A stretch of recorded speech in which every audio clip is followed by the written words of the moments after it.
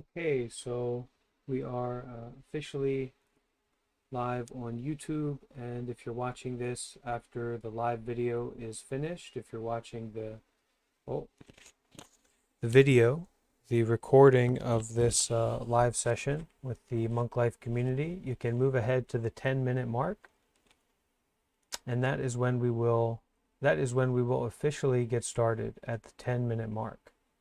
So if you're watching this later, you can scoot ahead to 10 minutes, and that is when we will officially begin. Hmm.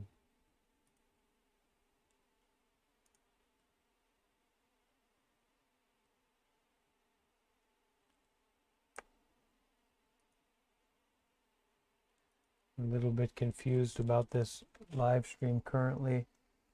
Technical strangeness. Hmm.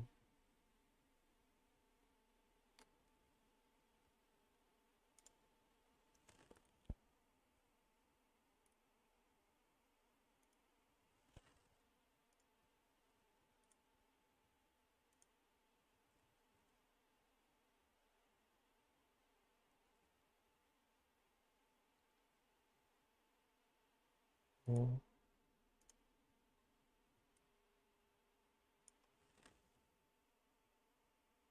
Oh, I know what happened. Okay, there we go. I'm so sorry, everyone who's watching in Discord, for uh, my technical lacking. But it's good to share. This is kind of a very auspicious event to gather together in this kind of way with a sincere intention to bolster our wisdom and our peace to turn inward. So it is really an auspicious moment, and it's good for us to share it if we can. And with the technology that I have, we can share it. All right, so we will officially get started in about 7 minutes. I want to look at and say hello to everyone joining, Chesh and Abi and Atlas and Kit and May and Zaki. It's nice to see you all on camera. And we also have Alberto, Angie, Asha, Carl, Keem. Michael is here. Nice to see you on camera, Michael. Carl, Nikki, Sam, Mike, Zyman, Vanessa, Charity is here. Famo is here. Dia is here. Justin is here. So many people. I was thinking soon we should have kind of one of these days, one of these events. We'll just focus to have kind of a community gathering and kind of connect and talk and learn a little bit more about each other for the people who want to show up. And over on YouTube, Rinzen and your positive mind meditations.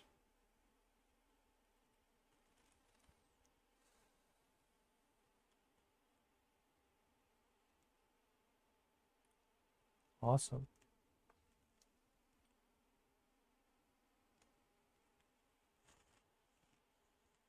So as usual, we are all here live, but some people are going to watch this later on. So we give some space and time for people to join now, and then at the 10-minute mark on the YouTube video, that's when we will officially begin. And that's in another 5 minutes. Does anyone have any questions or anything to share before we get started today? Yes, I wanted to ask, what do you think about the posters? The posters, maybe we can talk about that later, but I appreciate that you're helping to make the posters for our welcome channel.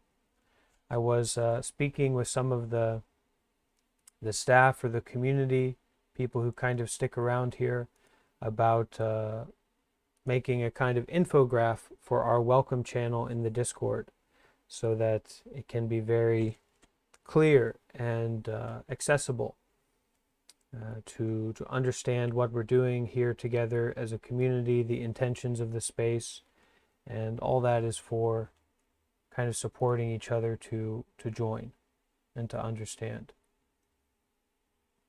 what our intentions are here.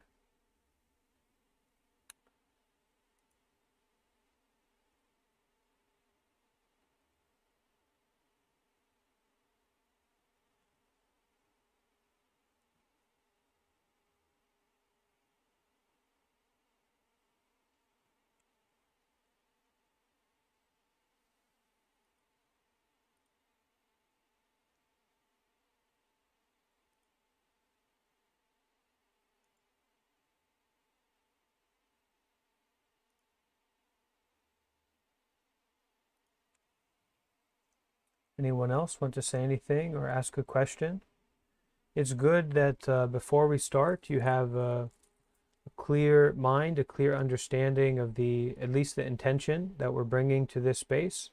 And if you are a confused individual that's just kind of found themselves here and you're, what's going on, you can ask before we start about what's going on and maybe can give some kind of clarification so that you feel settled into the space.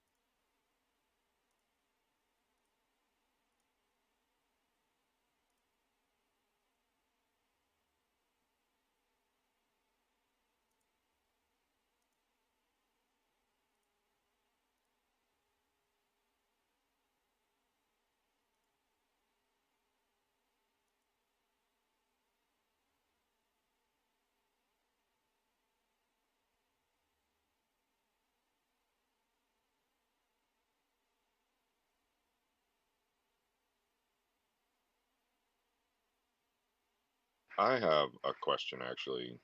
I get overwhelmed with texting people, trying to Yes. get to know people through the Discord, so I don't chat very much when I'm on Discord.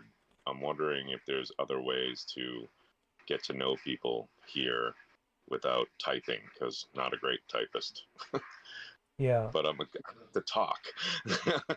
Yeah. So um, the main way that we come together and that we facilitate and do what it is that you're talking about, which is this coming together and connecting and kind of meeting people and learning, is through our meditation practice. So that's kind of the heart of how we are connecting with one another. And through that, we're forming a kind of a deeper relationship with ourselves, and with our internal meditation practice. And then through that, there's this kind of ground or foundation of community that comes out naturally from that.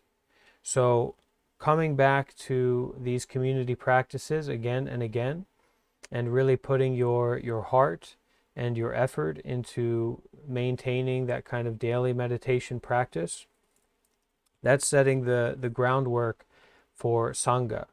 And there's a link that I'll post. I should tag everyone every day and post that link about Sangha. I already tag everyone every day enough, but it's a community of practice, and it's a community of supporting one another in connecting with ourselves, our body, our mind, our heart, and we kind of we go from there.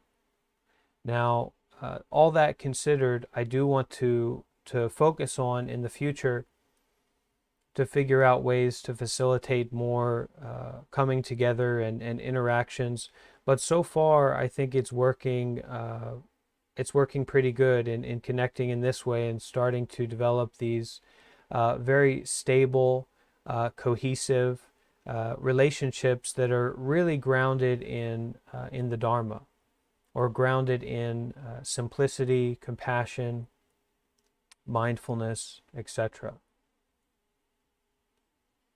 So at least, I'm kind of, it's easy for me to say that because I'm always the person who's talking and seeing people. But I think in general, over time, the more that we show up and we're sharing our camera and we're sharing our voice, we do start to kind of get a feeling for people. And in the end, the deeper the relationship is that we have with ourselves, that's how we can have a relationship with other people, So we kind of start from there. And let's get prepared. Yeah, go ahead. I'll also add, Michael, my main strategy for getting to know people here is I'll usually show up for these the group meditations, and then I'll stay, and at the end of it, I'll be like, if anybody wants to go chat in general voice, and then I'll just hang out, and that's usually a pretty good way to talk to people here too. All right. So we are past the 10-minute mark on YouTube. So we're going to formally get started. Let's take a moment to just take a deep breath. Maybe a few deep breaths, and really bring our mind and our focus and our attention onto the body.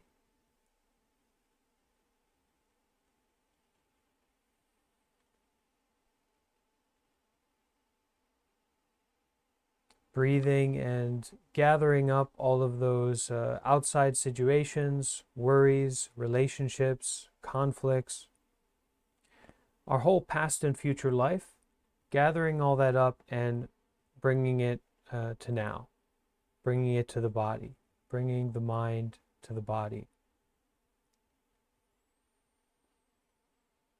And as we focus on those few deep breaths, we can feel the gravity on our body, so this body is kind of a very significant presence.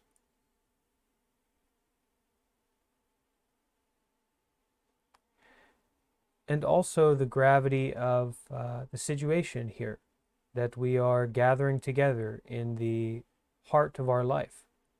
There's no other place. And we are really making that commitment, that intention to show up and to be here wholeheartedly at this moment.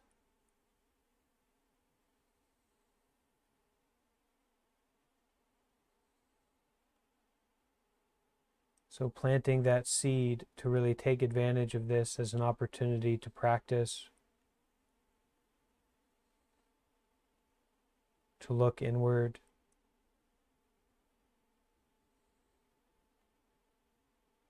and to connect with our heart, to see and feel and experience the heart.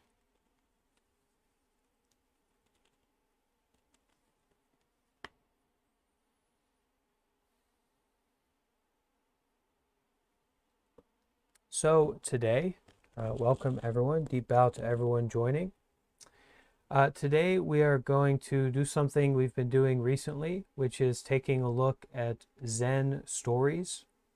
So I'm going to read from a Zen story, and then as we're reading it, as we're listening to it,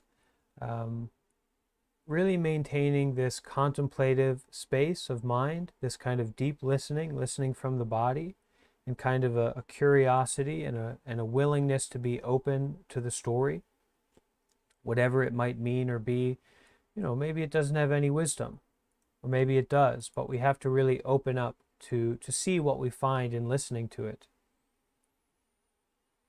After we listen to it, I will invite everyone who's here to, if you have a question about it, or if something sparked your interest about it, something you wanted to point at, say, just to say that was interesting. Or, and what's really nice is to share the wisdom that you got from it. So if you notice that there's some kind of subtle subliminal wisdom there, let's hear it. Let's share it. And I'll probably do some of that as well, to share my interpretation of it. And this can be a practice of generosity, sharing, and also vulnerability. So to not to just kind of be behind the camera screen, but to come out and to share. If you notice some wisdom in there, if it resonated with some wisdom that you have in you, to share that. And it can really be helpful for other people. The past few days when we've been doing this practice, a lot of people have expressed really wise things, and it's brought me benefits. So with that, let's begin with the first story, which is called Emptying Hell. Emptying Hell.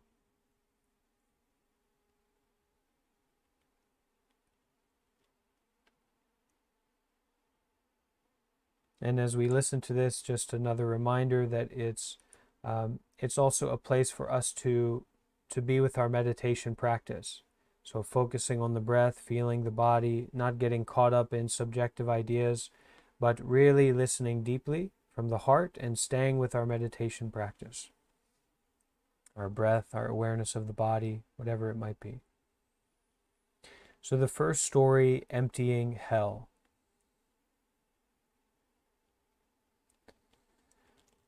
A samurai in the employ of the provincial baroni, baron, the provincial master of the master of that area, some government official. A samurai in the employ of a major government official came to call on Zen master Hakuin. The master asked the samurai, "What have you done?" The samurai said, "I have always liked to listen to Buddhist teaching. I have become infected with an illness because of this." The Zen master asked, "What is your illness like?"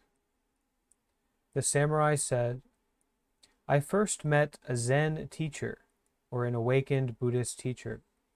I first met a Zen teacher and searched into the principle of the essence of mind. Then I met a Shingon discipline teacher and studied the esoteric canon." So Shingon is a kind of, I think, a more mystical kind of school or idea system, but has some connections to Buddhism. Developing doubt and confusion about these two schools, while in the midst of the visualization of the letter A, there suddenly arose in my mind images of hells. So this samurai that is employed by a government official went to this Zen master. This is in ancient Japan or something, so it's very Zen.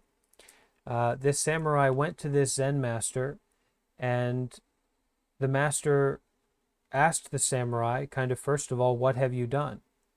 And the samurai said, "I've always liked Buddhist teaching, but I have become infected with an illness." And the samurai said that he first met a Zen teacher and searched into the principle of the essence of mind. And that's kind of the awareness nature, the nature of awareness in the mind. And then he came across a more esoteric, or a kind of mystical, spiritual teacher, and studied with him or with them.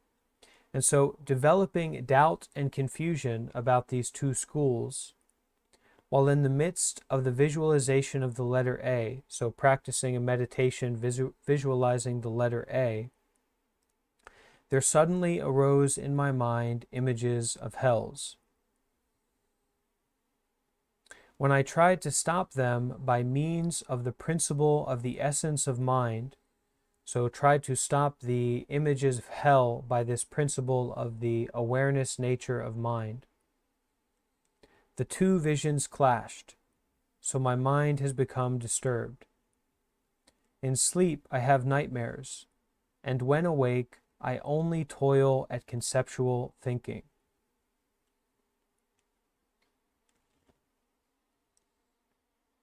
Hakuin clucked his tongue, Hakuin is the Zen master, and said, "Do you know what it is that fears hell?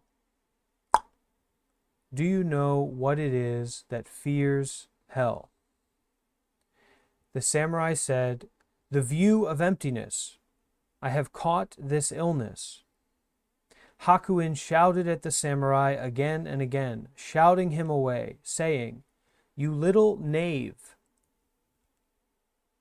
What's a knave? That's a dishonest or unscrupulous person. You little unscrupulous person. A samurai is someone who is so loyal to his lord, their lord, that they do not flee floods or fires, and they expose their body to spears and swords without quivering or blinking an eye. How can you fear the view of emptiness? Right now, fall into each of those hells, and let's check them out.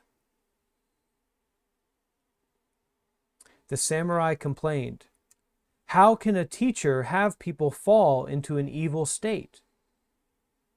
Hakuin laughed and said, "The hells I fall into are 84,000 in number. Look, there is nowhere I don't fall." Finally, seeing the master's point, the samurai was overjoyed. Okay, bit of a canyon. Lots of different crevices and interesting things. Anyone have thoughts about this story?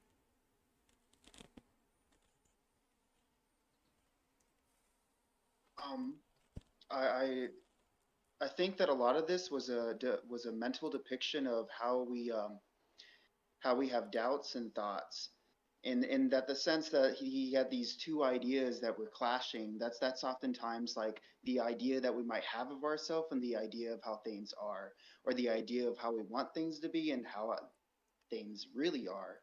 And then going into a system of thanes and hells that we fall into, well, that's just our suffering, the states of sufferings that we try to ignore. And you can't really escape them, but in sitting with them, you can move past it. Or at least that's something I think I've experienced. And I think that's maybe what the Zen master might be talking about. In other words, meditation and getting past your ideas and thoughts. Okay, meditation and getting past your ideas and thoughts. Very interesting. Thank you, Kit. Anyone else?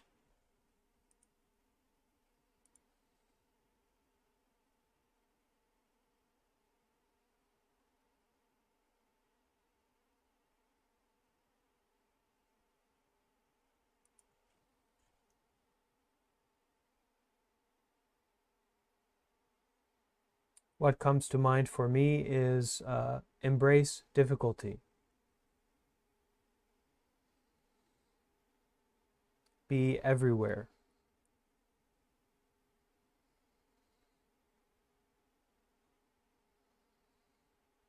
Don't get caught. Don't get caught in anything. Hell or heaven or emptiness, a view of emptiness. Don't get caught. Fall into everywhere. Totally be here. Be willing to be with anything. Not to shy away from being with whatever is. So I see here on the YouTube live chat, hello to Hoalu. And Nicholas says, I think it points to the importance of not shielding your mind from uncomfortable ideas, as that only prolongs suffering. It is better to confront what strikes fear in you and pass through it rather than binding yourself to it. Great.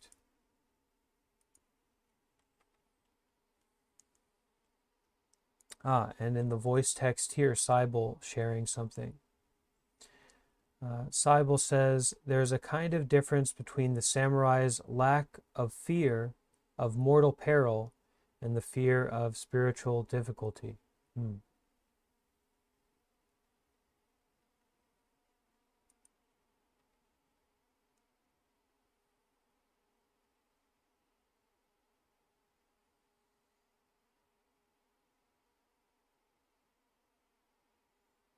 So the samurai said, in sleep I have nightmares, and when awake I only toil at conceptual thinking. And Hakuin, the Zen master, clucked his tongue and said, do you know what it is that fears hell?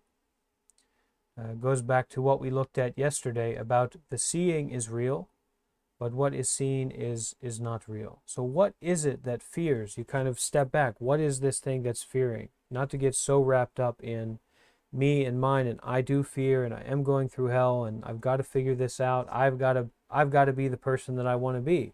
Get out of my way. Everything else besides that perfect idea of myself, I've got to be the person I want to be. And the Zen master here says, look, the hells I fall into are 84,000 in number. Look, there is nowhere I do not fall, or there is nowhere that I do not take responsibility for, or am okay with, I would say. That's my interpretation of it. So let's go to the next story here. Everyday religion. And a lot of people here in the Discord are practicing some everyday religion or some everyday meditation. Something's going on here. Maybe this story will tell us what.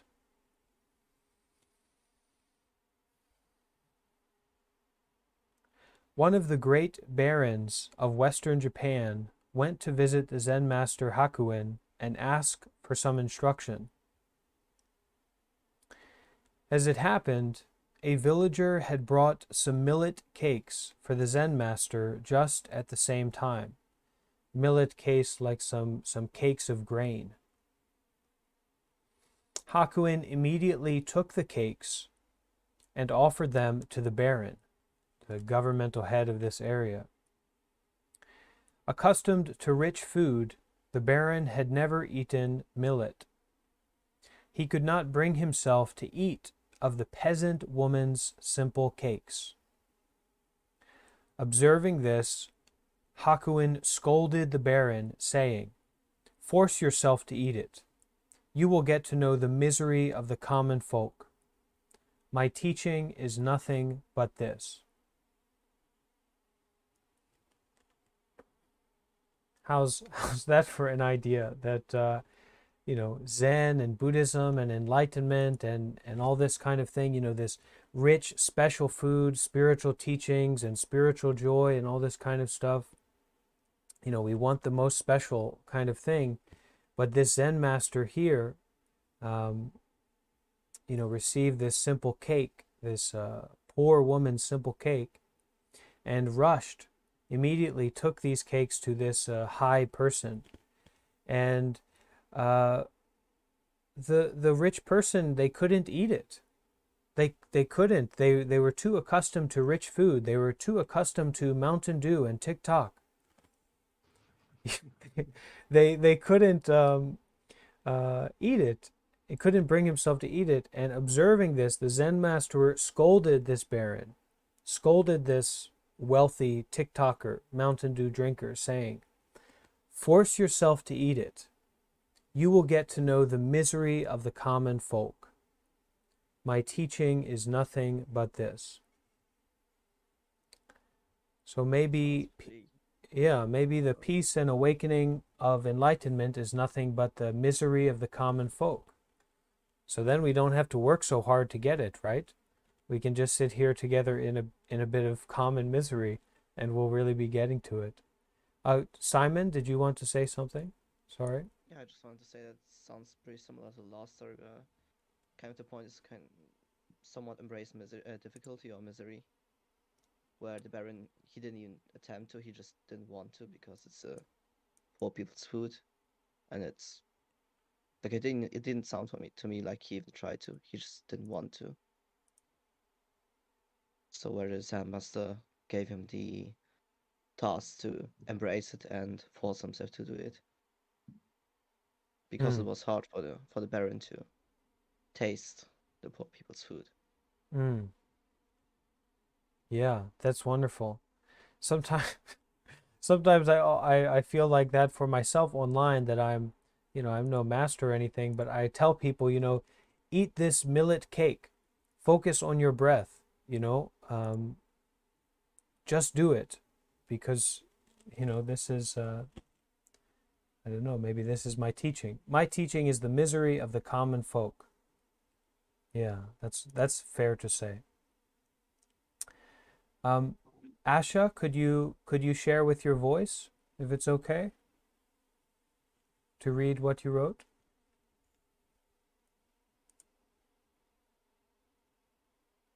If not, I will read it for you. Okay. So Asha's at work.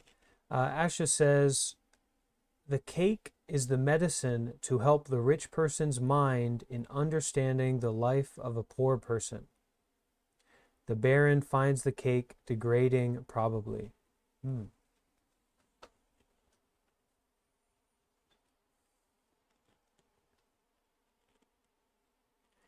It reminds me of when people asked Bill Gates to try and guess the price of common household things, and he couldn't because he's so rich. It's very out of touch with the common person.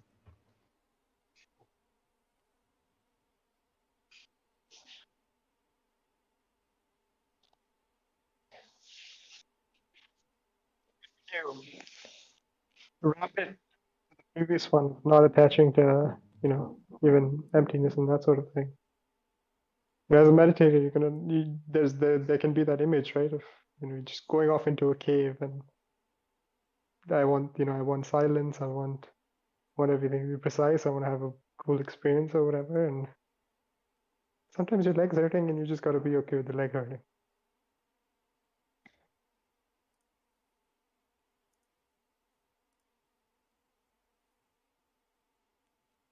Thank you, Abi.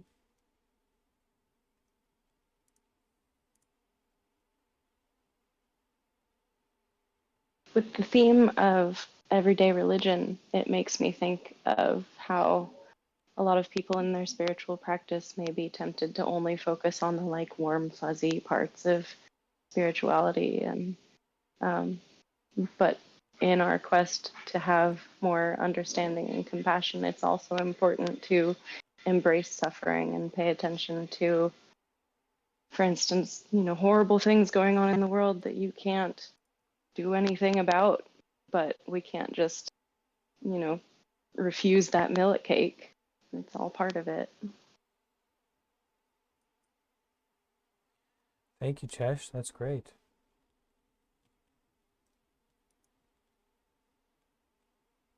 It reminded me about something that this teacher, he's actually more like a Hindu teacher, called Sadhguru.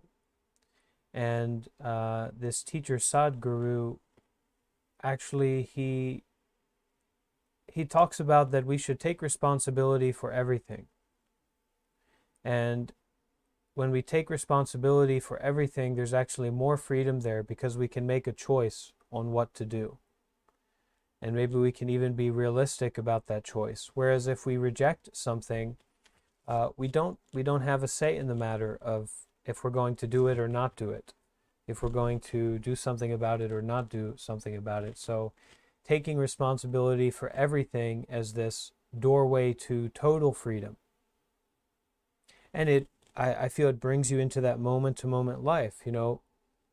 we feel, oh, I don't want to clean that. I want to eat Oreos. So I'm just going to disregard that, and we kind of push it away. But if we really take responsibility for it, we bring ourselves into that present. And then we can make a choice. Maybe we don't have to clean it. Maybe it's not so necessary, but the opportunity is there. The choice is there. So freedom through taking responsibility.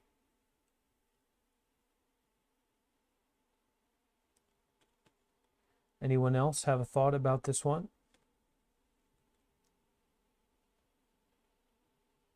I was thinking about the misery of the common people, that phrase there, and how the millet cake was probably actually a very joyful thing for the common people, but for the Baron, because it was not, up to his rich food standards, considered it miserable. But the teaching would probably, learn that.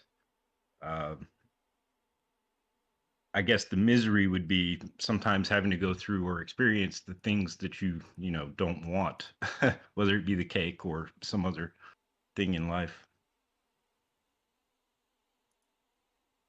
Mm. Yeah.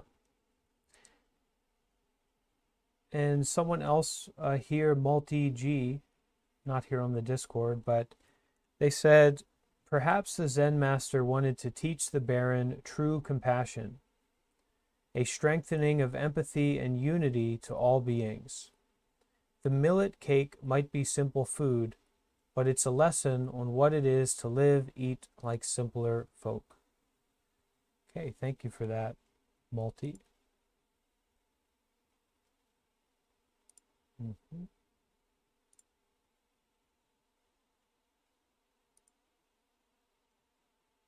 Anyone else have a thought about this one?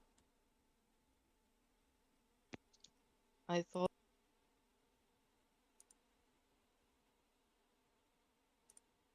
Sorry, I think you might not be coming through clearly.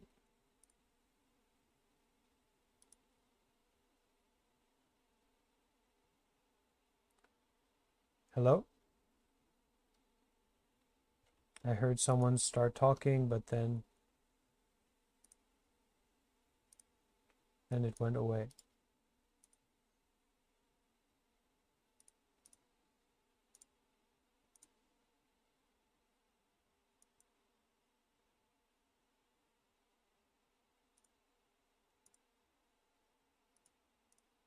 Okay, so we will move right along to the next story, but I do see that Carl said, no matter the quality of food, after you eat, you feel full the same way. That topic, that same kind of statement once came up for me with for vegetarianism and veganism, that people should really learn to eat vegan, and that once you're full, you don't want to eat anything, let alone this kind of constant need to eat meat, to eat some kind of substance or material that causes a lot of suffering. So let's move on to the next story here.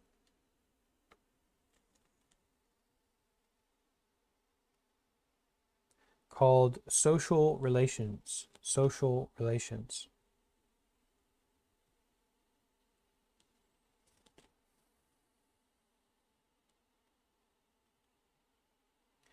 In late feudal Japan, consumption of goods was regulated by detailed laws, which differed according to one's social class. Now, in Zen Master Hakuin's area, there was a wealthy merchant, very conservative, whose household rules forbade the servants to carry umbrellas. The consequence of this rule, however, was simply that his servants used to keep umbrellas at the house of friends, then use them as necessary when going out. One day it happened that a certain maid of that merchant's house took a new umbrella she had purchased and brought it to the Zen master Hakuin, hoping to have him write her name on it for her. When she got to the temple, an assistant agreed to take the umbrella and relay her request to the master.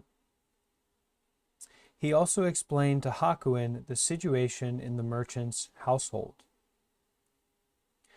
Hakuin, having listened to all this, picked up a brush and wrote on the paper umbrella, "Whether it rains or pours, I won't disobey my employer."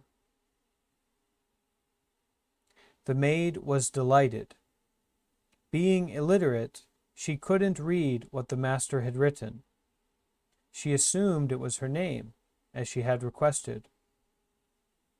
Then, one rainy day, the maid asked for some time off to run an errand. As she went on her way, holding her umbrella over her against the rain, she began to notice that people were snickering at her. Wondering what the matter was, at length she asked someone about it, only to learn what was really written on the umbrella. Furious, the woman went to Hakuin demanding compensation for her umbrella. Instead, the Zen master invited her in and talked to her about how to work for an employer. Then Hakuin went to see the merchant himself. "A servant is someone's child too, you know," he said to the rich man, who was so moved by the great master's compassion that he changed the rules of his house. So what's this about? I'm gonna rely on everyone here to give me some information about this. So ancient feudal Japan, detailed laws about what goods people can use, and a servant or a maid for a wealthy merchant got an umbrella, and she couldn't bring it to the house where she worked. She took it to the Zen master to get her name on it, and he wrote on it, "Whether it rains or pours, I won't disobey my employer." And she didn't understand this until she got upset and went to Hakuin, demanding compensation. Instead, the Zen master invited her in and talked to her about how to work for an employer. Then Hakuin went to the merchant himself and said, "A servant is someone's child too, you know," and the rich man changed the policy of his place. So what's this about? I do get a feeling of taking responsibility. So if you are employed by someone, you kind of have to deal with that situation very skillfully. That's the one thing that came up for me.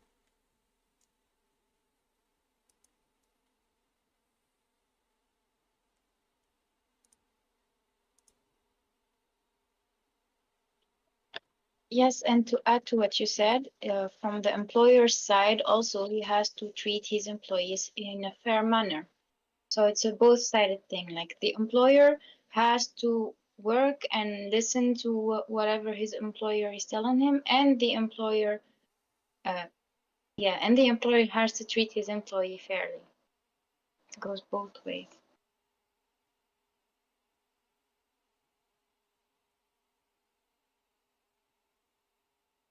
What confuses me in the story is why the Zen master decided to kind of humiliate the employee. Like, I do not fully understand that. Somebody has any take on that? I don't think he. I don't think he understood. I don't think he was aware of the maybe restriction that the employer was imposing on his employees, and he thought, she was actually. Why isn't she, paying attention to her work? Why is she going around left and right with her umbrella at work time? And it's actually because when she when he eventually talked to her, maybe then information came to light and he was like, oh, it's actually the employer's fault this is happening. Let's go talk to him. That was sort of what I thought that was.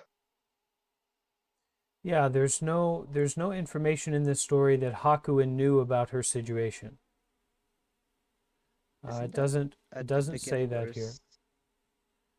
Oh, I thought it said that where the servants didn't it say like the servant explained the whole situation? No, this is Or was it- this is just talking about in late feudal Japan. There were these detailed laws or these detailed social structures about class, and it just says that they're in Zen Master Hakuin's area. There was a very conservative, wealthy merchant whose household rules forbade the servants to carry umbrellas. But that's just background for us. That's not that she said that to Hakuin. Yes, but I thought when the servant got to the I'm not sure where Hakuin resides in the temple. So when she got there and she informed one of Hakuin's No, she just servants. wanted her name written on the umbrella. Okay, so that was the only information she gave. Okay. Oh, so the assistant of Hakuin explained the situation to Hakuin. So he did Yes, explain it. Yeah, yeah. He I kind of explained the assumed that situation, the right? whole situation was Did he explained. explain the whole situation or just the fact that you got a, Well, he this explained the person wants you to write their situation name? about the merchant's household. Mm-hmm. Hmm. So maybe it's I think the responsibility in working within conditions is a theme here, because so this is something that came up recently for me in my life, in my monk life. We were talking about I was having a conversation with someone, actually the head monk of my temple, and we were talking about things that come up with showing respect to people, because it's a very big thing in Buddhism and in the monk community that we show respect to other monks, especially to senior monks. We kind of, we really deeply pay our respect to them and kind of consider ourselves to be under them, right, under their guidance, because they're more senior.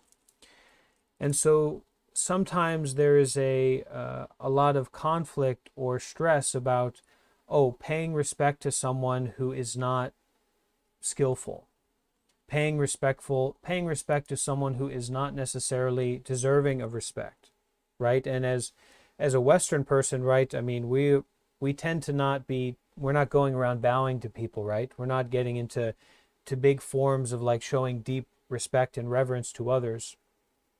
And so now it's not even that, but also this person isn't really worthy of respect. And what came out from having this conversation with this very senior monk who I'm living with, that I expressed that to show respect to someone is a practice for you.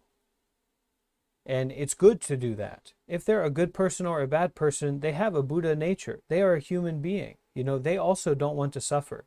They also have relationships, and they value their mind and they value their body. It's sacred to them, right? So we can respect other people. We can appreciate other people in the same way that we respect a bunny rabbit. Yeah, it's cute and fuzzy. It's not powerful. It's not the lord of our province, but we kind of have a respect for that being. And how much more so for human beings, right? So whether it rains or pours, I won't disobey my employer, as whatever the situation, I will kind of pay respect to that situation at that moment for myself. This is an employer. That's how this person, this servant, is taking care of their life, right? Now, what I also came up with is that if you stay in a situation where you know that, especially in the monastic world, if you stay in a situation where you know that you're not in a safe place or a skillful place, that's something you need to take responsibility for that. It doesn't relate to the other person. So if in this ancient feudal Japan, you're working for a very conservative household household that says you can't use umbrellas, and if it's too much for you to not disobey your employer or to stay in that situation, it's your responsibility to get out of that. It's your responsibility to make those decisions to move away from that. And so it's not so much a shame. I would say that it's, if you can pay respect to other people that are around you, that's a great practice for you because you're letting go of your selfishness. You know, oh, I'm so high and mighty. I'm such a perfect person. This person's so below me. So paying respect to others as a way to put ourselves down, and then taking responsibility for the situation that we're in, managing it. Because if you bring that umbrella to that person's house, that's going to be a problem, right? If you show up to work 15 minutes late every day, it's probably going to be a problem. But then Hakuin also went to see the merchant himself and said, a servant is someone's child too, you know. So I don't think shame is such a big part of it. Maybe more like taking responsibility for the situation that we're in. And even though there might be a right or wrong, we just kind of have to do our best to navigate it. And hopefully through that, we can be like the Zen master Hakuin to change that situation for the better. That's what I get out of it. This one is really took us into the weeds, I feel. Anyone else have a thought about it before we move on?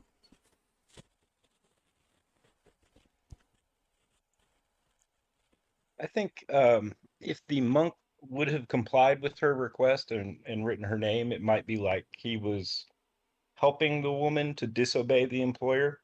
So I think he wrote that phrase to teach her a lesson more about work ethic. And after she came back and he taught her, directly about how to work for an employer, then he also realized that the employer was not holding up his end of the bargain either by treating the people poorly. Wow, thank you so much, Mike. That was one of the details. This is a very fine kind of story, and it's great that we have so many ears to listen to it, to work with it.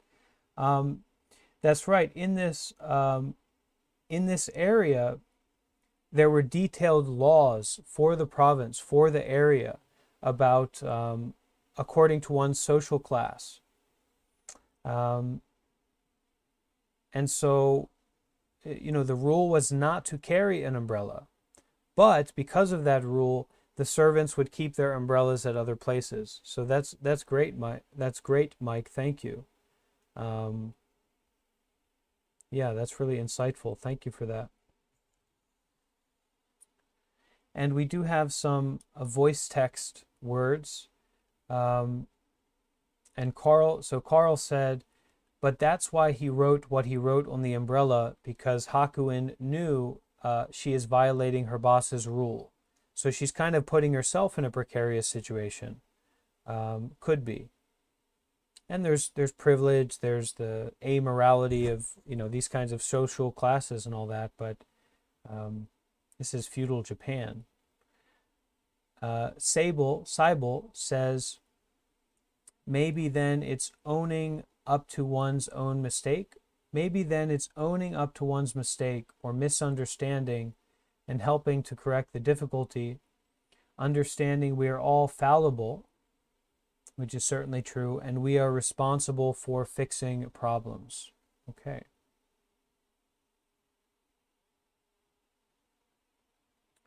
And Vanessa says, I believe if the Zen master had just written the maid's name on the umbrella, nothing would have changed at large.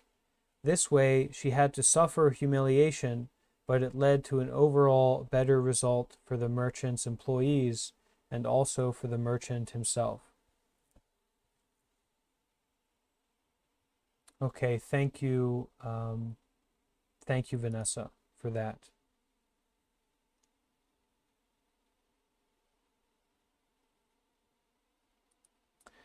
All right, so moving on to our next story. We got into the weeds a little bit there, so it's a fine kind of story, right? And I appreciate everyone's wisdom. Let's take a deep breath.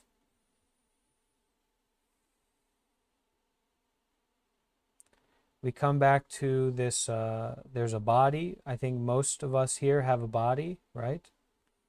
So there's a body that's here. Can maybe feel the breath.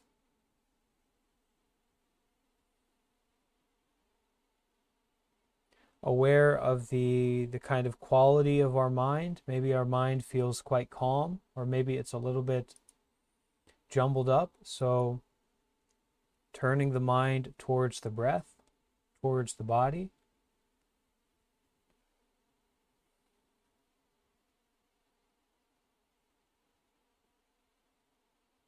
Bringing ourselves to this practice of breathing and being aware. Breathing and being aware. And a deep listening, right? So this next story is wonderfully called Night Rain. Night Rain.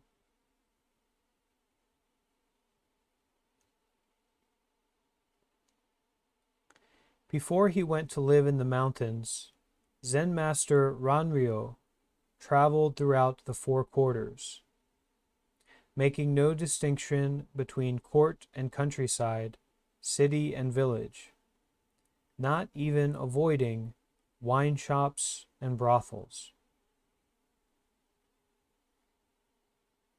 When someone asked him why he acted in this way, the Zen master said, "My way is right there. Wherever I happen to be, there is no gap at all." Later, Ranryo went into the mountains, where he built a simple hut and lived a life of frugal austerity as he continued to work on Zen.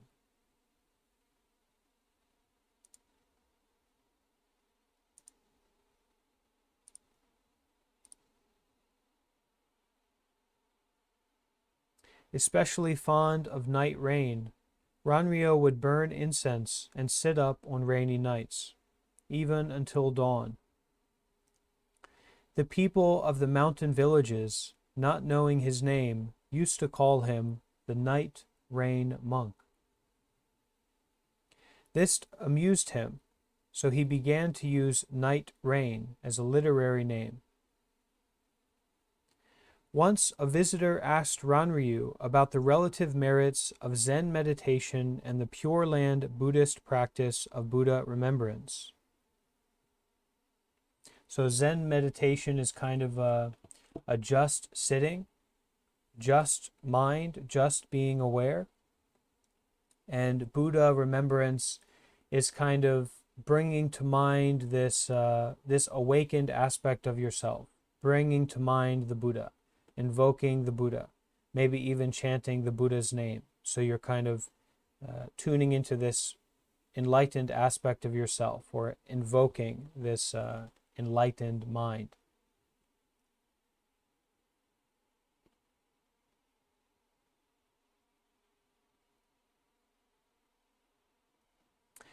Reciting the name of the Buddha of infinite light, Amitofo. Ranryo gave his answer in verse. Zen meditation and Buddha remembrance are like two mountains. Higher and lower potentials divide a single world. When they arrive all alike, see the moon atop the peak. Only pity those who have no faith and suffer over the climb. So this Buddha remembrance, I think a Zen meditation we maybe have a more clear understanding about, a simple understanding. You know, we just sit under a waterfall and we are just aware and we're just breathing and aware. We're very Zen. Buddha remembrance kind of goes along with having a feeling about an archetype of the Buddha. of this awakened being. And so if you have that feeling, if you have that connection to some kind of archetype, or, we might understand it from a Western lens as like a deity.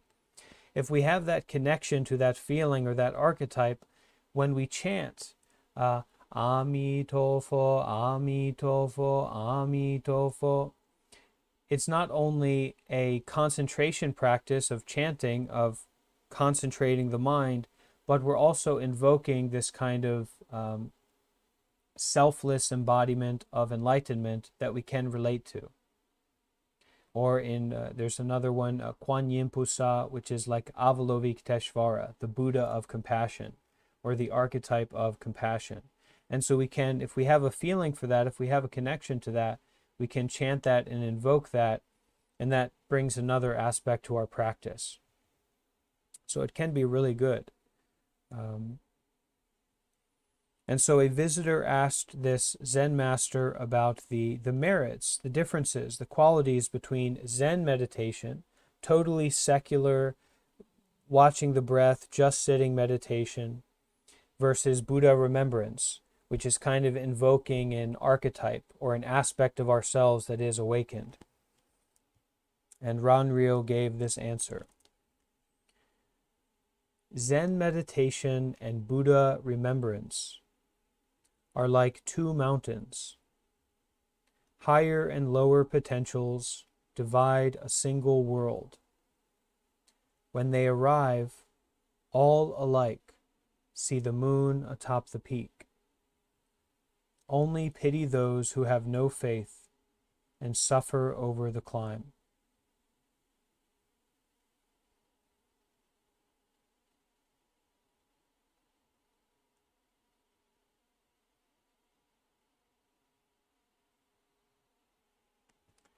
All right, so to move on here, we're going to read one final story that is titled The Door of Compassion. And after we read this, then we will get into our meditation. And it looks like we've already been going for close to an hour. So if it gets to be too much for anyone, don't stress yourself out to stay here. You've done a good job if you've been here for this amount of time practicing, but we're going to go a little bit farther today, extending our practice and stretching out a little bit with our mind and our heart.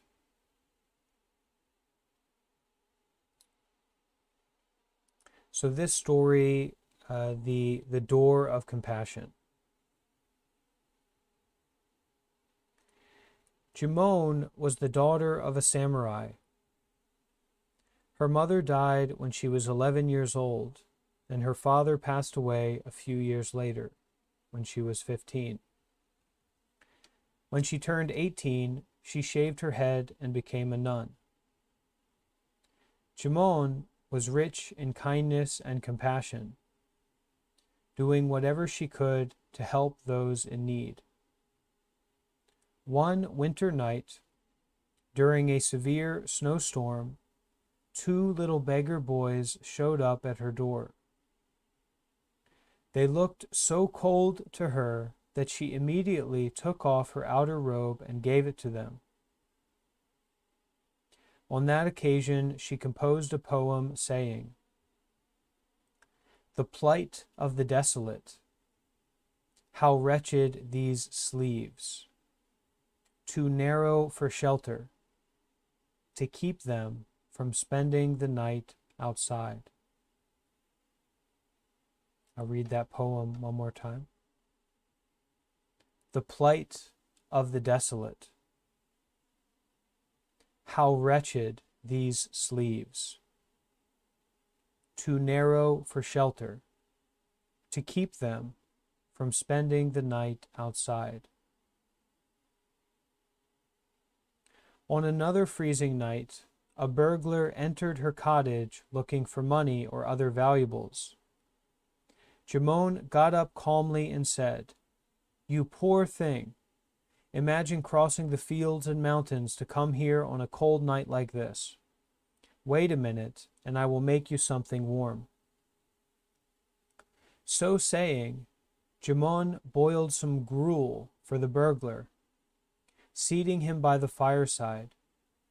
Then, as he ate, she began to talk to him. I have renounced the world, she said, so I have nothing of value, but you can take whatever you want. There is something, however, that I want from you in exchange. I have been watching you, and it seems to me that you could make a decent living doing any sort of work or business you wished. And yet here you are in this wretched state, not only disgracing yourself, but also disgracing your family. Isn't that a shame? I want you to change your attitude and give up burglary. Take everything in my cottage and pawn it for money to start a suitable business. You'll be so much easier in mind that way. Profoundly moved, the young burglar voiced his thanks and left without taking anything at all.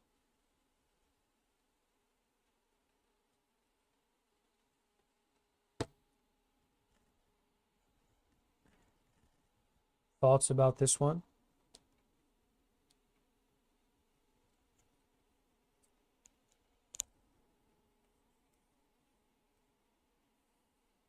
I think it shows the transformative power of compassion.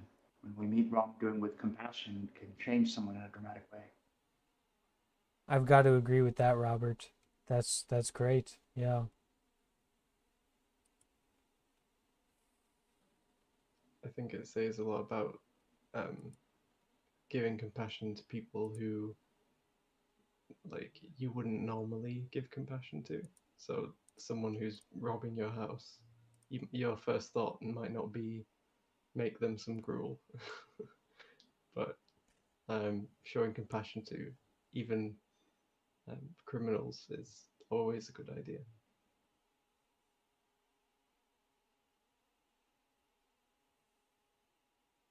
I really liked the way that my mind conceptualized the beginning of the story of my image of who this person was versus the end of the story.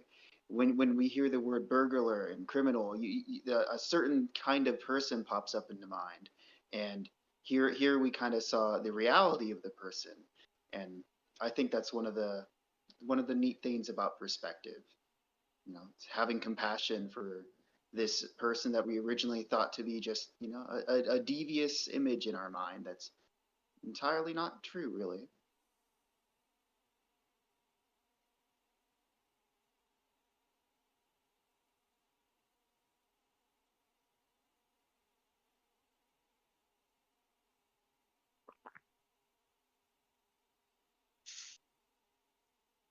I mean, I think it's a really good example of a person who, you know, takes a path and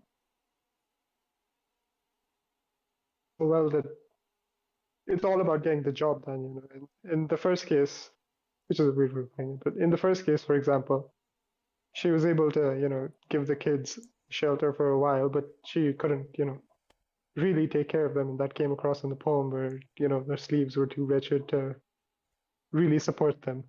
But when she came across the second person, she was actually happy, you know, yo, you're actually, you know, old enough, you're capable. If I give you some support, you know, I can, if I teach you how to fish, you can catch a fish every day and you're capable of doing that. You know, and yeah, I think that's just a great example of some, like, she was just completely invested in the other person's today and tomorrow. I think that just made me realize the contrast between the two situations that she was in, because in the first one, she because she had nothing really to give to the kids, she couldn't help in any way that was like meaningful, but like she found a way to help the other person with compassion alone, which like you don't need any possessions for.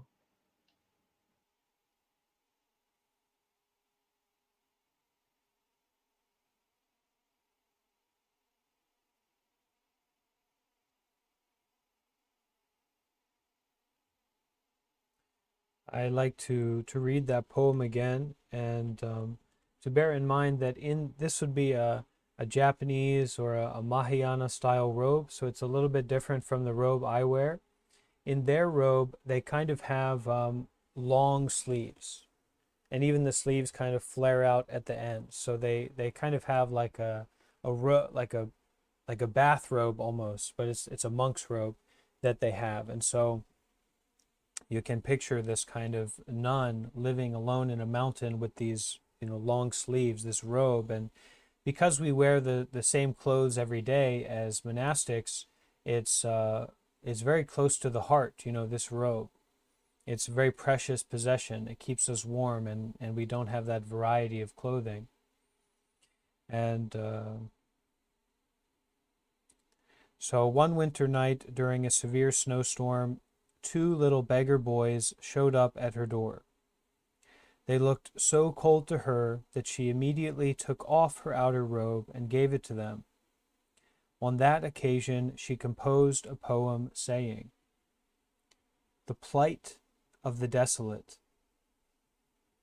How wretched these sleeves, too narrow for shelter, to keep them from spending the night outside."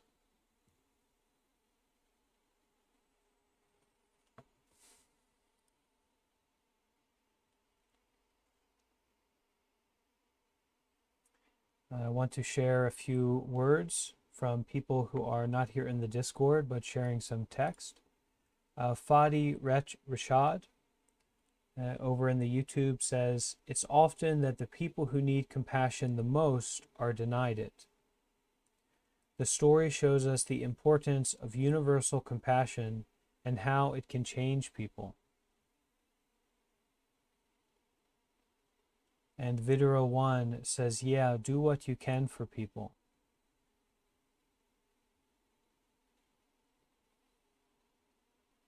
Famo says, "Everyone deserves compassion regardless of who they are." And Asha says, "Entering her home, passing through the doorway, was also entering a form of entering a new frame of mind for the burglar."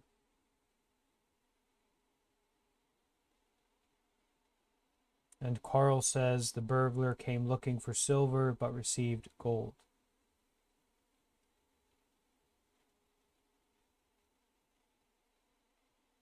And Josh says, "It's kindness on the level of community and society that is needed."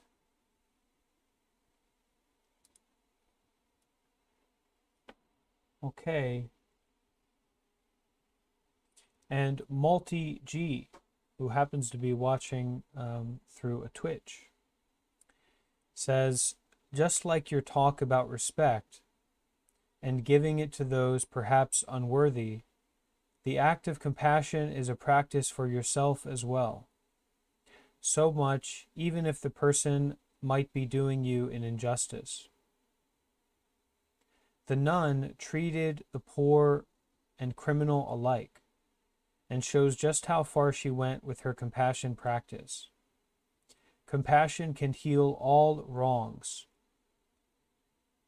and bridges a gap to nourish all kinds of people, some of which are destitute by no fault of their own or by fault of their own.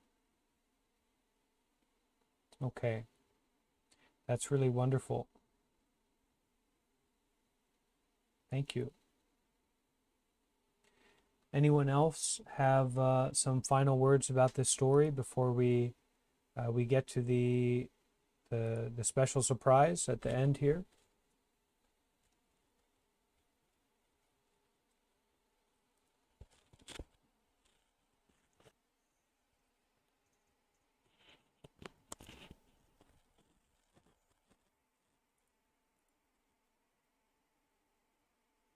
Great. So what we're going to do now, we've spent some time in community sharing and having some, we can say, some Zen tea, listening to these Zen stories that have, at least for many of us, we've heard, have inspired wisdom. And we're going to take this somewhat calm, somewhat relaxed mind that we have right now, and also this vitality, this intimacy that we feel through the community, we're going to take that and apply it to meditation, to turning inward. So let's take a moment to adjust our robe and to adjust our posture and make sure that we're comfortable.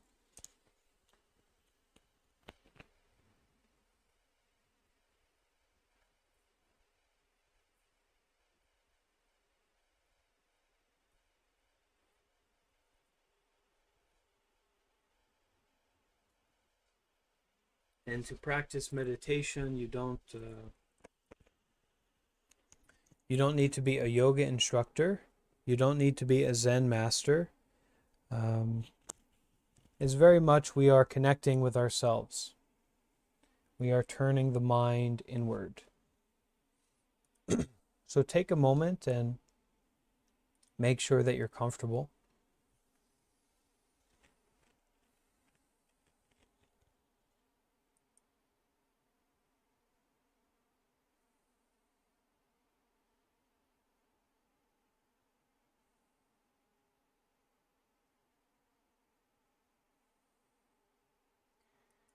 The method of meditation, if you already have your own that you're quite confident with and used to, you can practice that. But the method of meditation that we're going to focus on doing together is placing our attention and placing our mind onto the breath. And so as we feel the breath coming in through the nose, feeling our awareness coming in through the nose, feeling our life force, our presence coming in through the nose, going into the body, filling up the lungs, and going out. So each breath, each moment, we're really showing up to. And we are breathing in this kind of brightness, this physicality, the direct awareness of the breath. We're feeling the breath as it comes in through the nose, fills up the lungs, and as we breathe out, we are letting go, relaxing. Breathing in this kind of awareness, this kind of attentiveness, presence, and breathing out, letting go, relaxing. So as we practice meditation, please keep in mind that it's not about practicing for 10 minutes or 15 minutes or for this period of time that we're going to be practicing together. It's this moment-to-moment connection with your breath, with your mind. So you may find that there are all kinds of thoughts, all kinds of distractions and worries and stuff going on. It's totally normal, totally okay. It's a part of our meditation. So being aware of everything, anything, but not getting involved in it. Placing our attention, placing our mind and our focus onto the method, onto the breath. Breathing in, breathing out.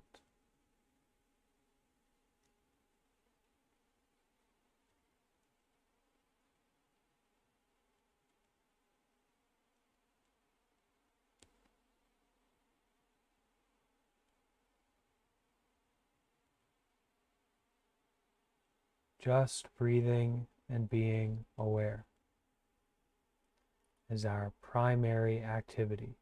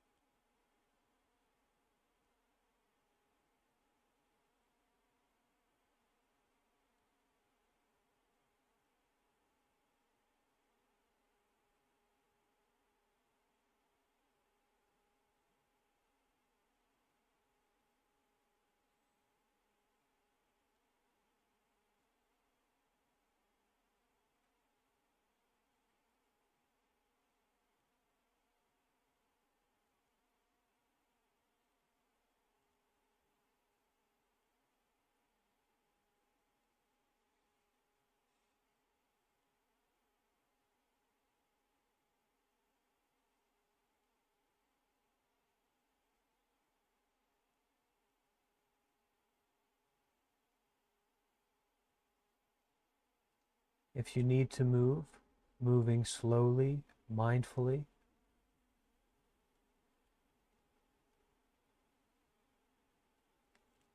And more so than doing anything, we are allowing ourselves to breathe and be aware. That's it.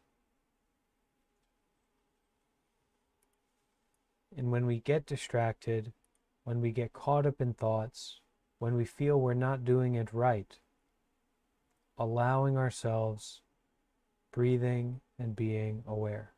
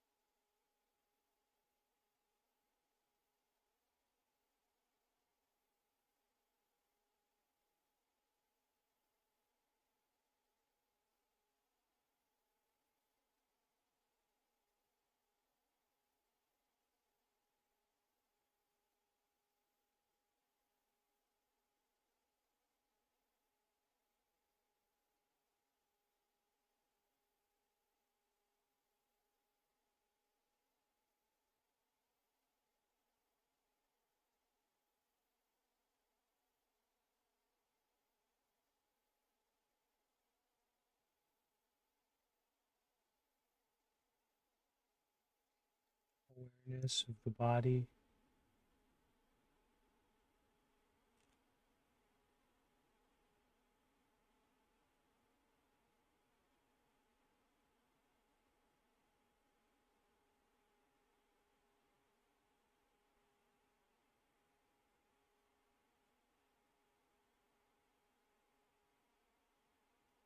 Breathing and being aware.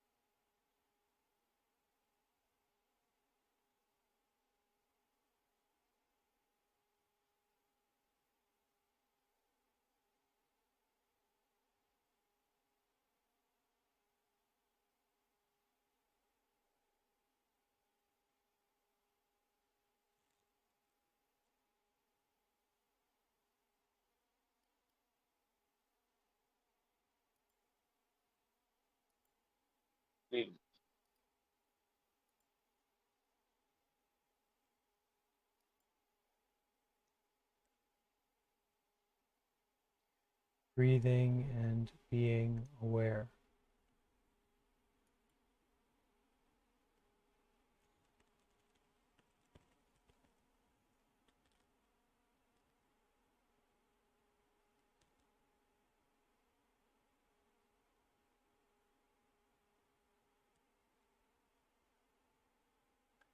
No expectation,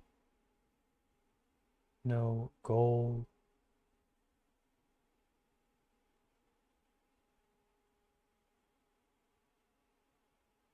but being with this heart, this body, this life here and now.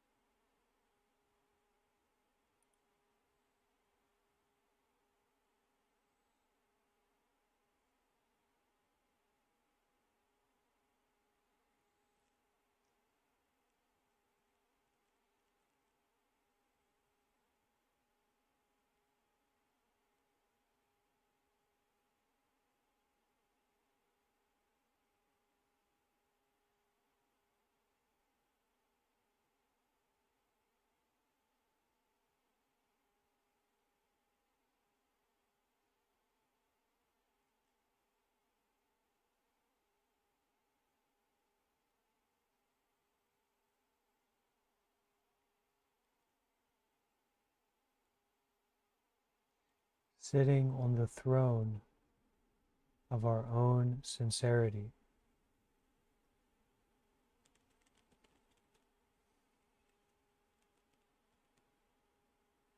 just breathing.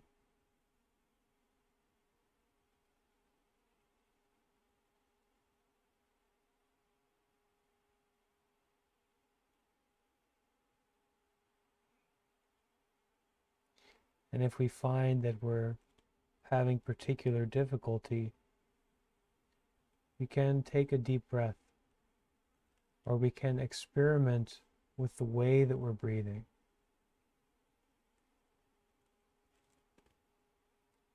We're not trying to get into a particular state, like we have evolution. It's more that we are being in the state that we are, without trying to change it.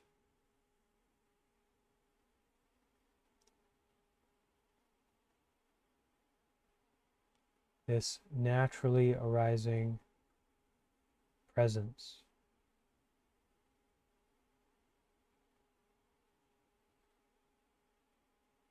This naturally arising awareness, concentration. So all of those things that we notice, everything that is coming up, that awareness is underneath all of it, perceiving all of it.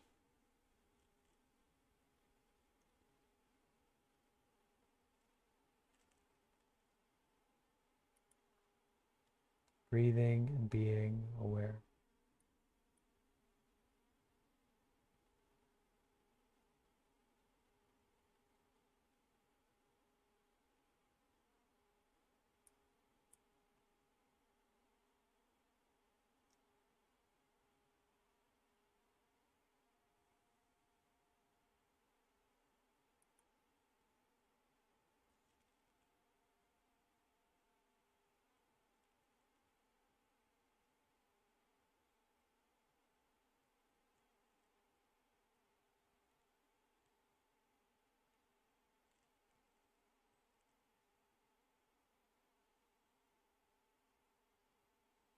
And we refresh, we kind of restart moment to moment.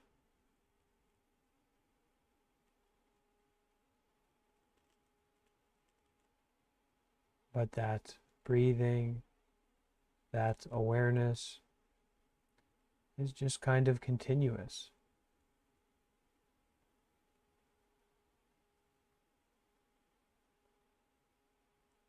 So staying with the method, feeling the breath as it comes in and goes out.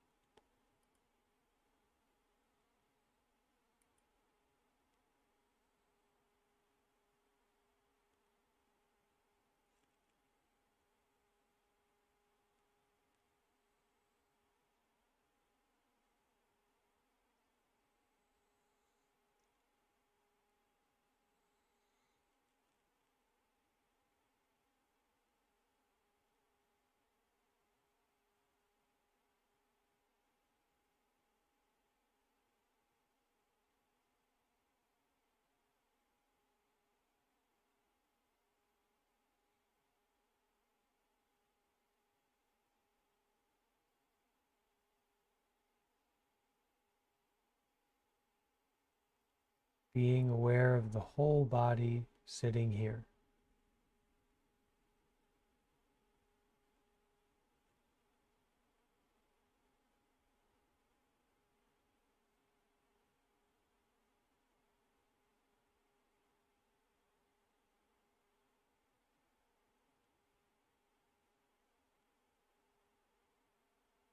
Allow your awareness to illuminate your whole body. To be aware of your whole body sitting here.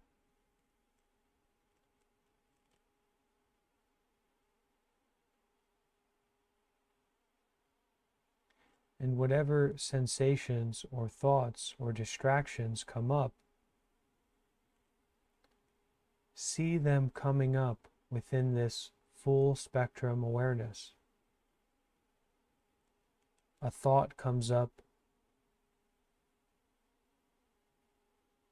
and goes away within the whole body, or we feel a particular sensation in the back or in the stomach or in the feet, noticing that that is arising as a small part of the whole body.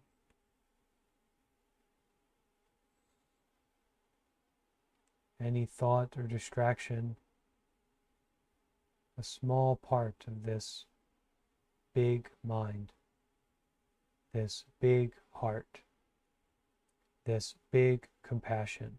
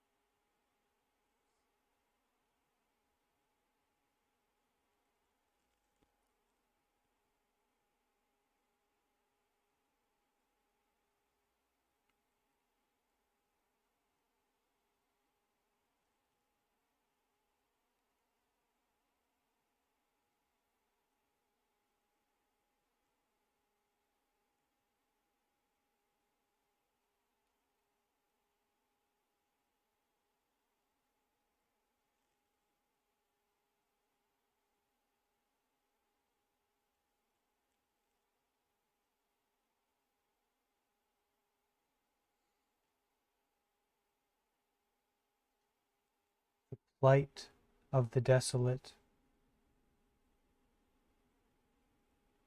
how wretched these sleeves, too narrow for shelter, to keep them from spending the night outside. So I invite you to bring your hands together with me if you like, as we widen our sleeves with a few words of metta. May I be kind and patient.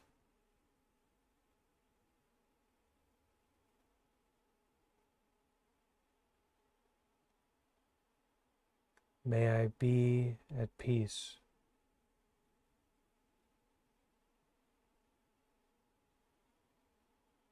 May I bring peace to those around me.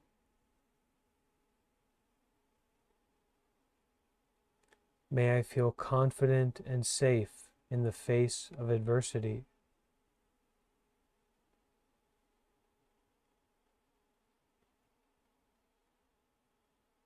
May I be free from fear.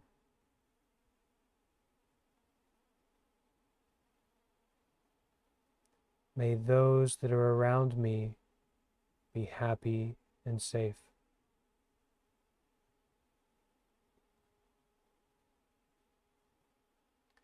May those that are far from me be happy and safe.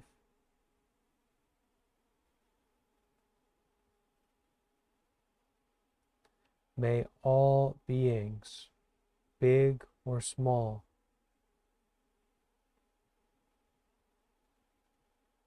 near or far away,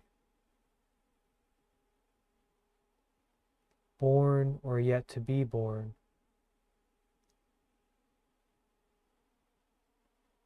may all beings and all aspects of myself be at peace.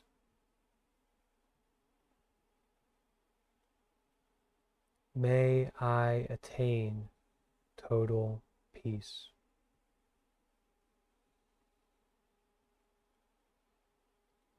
May it be so. May it be so. May it really be so. So just to finish, we will chant a sadhu 3 times. So you can use your lips and your mouth and your body to join me if you like. It's pretty simple and it's just kind of to harmonizing together. And this word sadhu means a well done, a pat on the back, and also may it be so. May our practice really grow. May we really be at peace. Okay? Sadhu.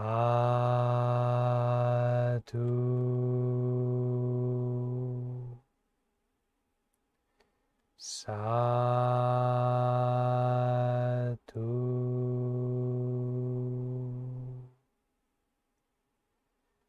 Sadhu.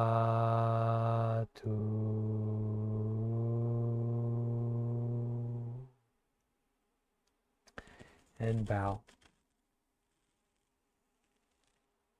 Okay. Thanks for joining today, everyone. Great to come together and practice. Anyone have some questions or want to share something as we wrap up, as we close up shop?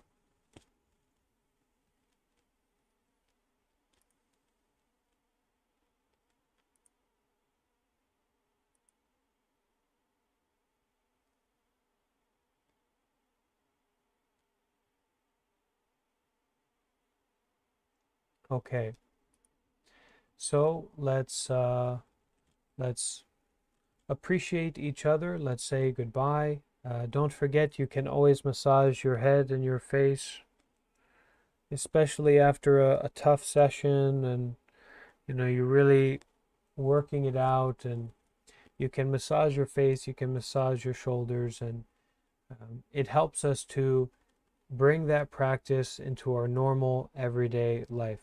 Gradually, slowly, gently, we bring this practice into our life, and our life becomes practice. Okay? So thank you everyone for staying with me during this time, and see you again soon, maybe tomorrow at this time. Okay? Goodbye everyone. Thank you. Thank you. Thank Bye. you. Thank you, everyone. Thank you, everyone. Have an excellent day or night.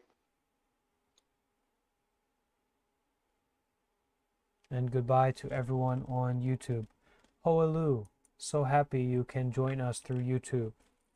And of course, we appreciate you being here as well. So goodbye everyone on YouTube. Take care of yourselves. Be happy and peaceful.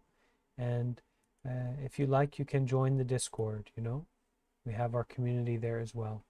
Anyway, goodbye. Take care.